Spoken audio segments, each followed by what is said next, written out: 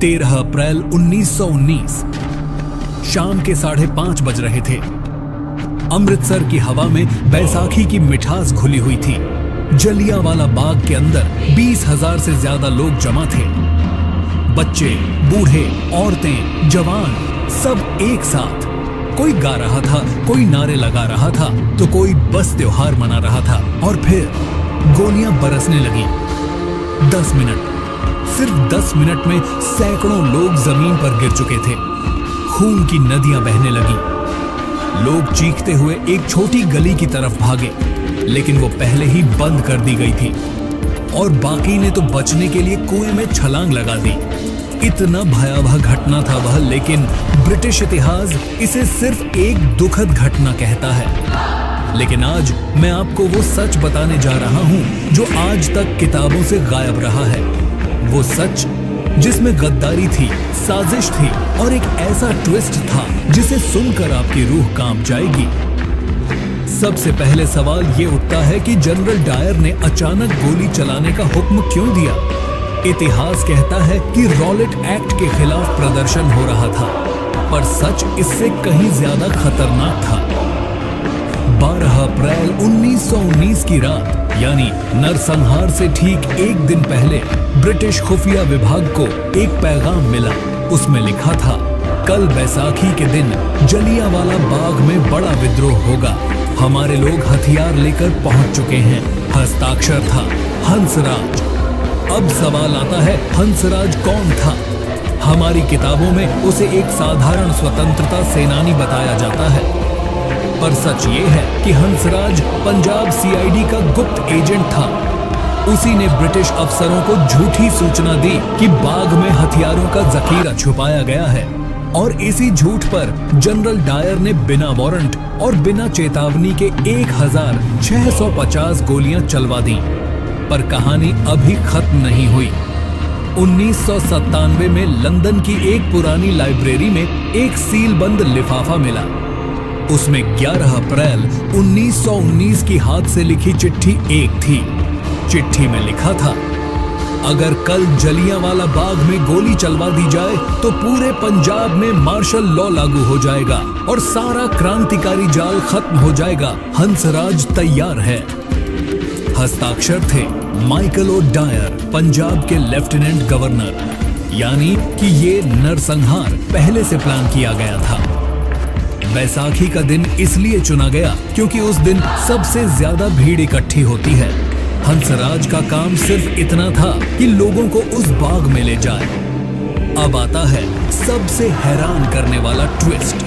General Dyer ने Hunter commission के सामने कसम खाकर कहा था कि सिर्फ 1650 राउंड फायर हुए, लेकिन 2019 में पंजाब यूनिवर्सिटी के एक शोधकर्ता ने बाग की दीवारों और कुएं के आसपास आज भी मौजूद गोली के निशान गिने।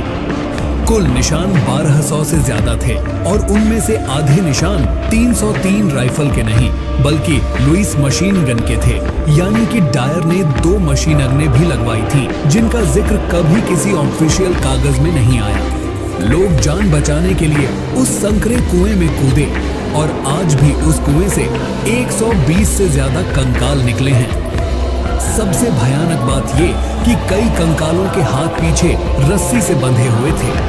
यानी कुछ लोगों को पहले पकड़ा गया, बांधा गया, फिर गोली मारी गई। ये भीड़ को तितर बितर करने की कार्रवाई नहीं थी, ये एक सुनियोजित नरसंहार था। उस दिन एक 6 साल का बच्चा था, मदन मोहन। वो अपनी माँ की गोद में था। गोली माँ के सीने को चीरती हुई बच्चे के सिर में लगी।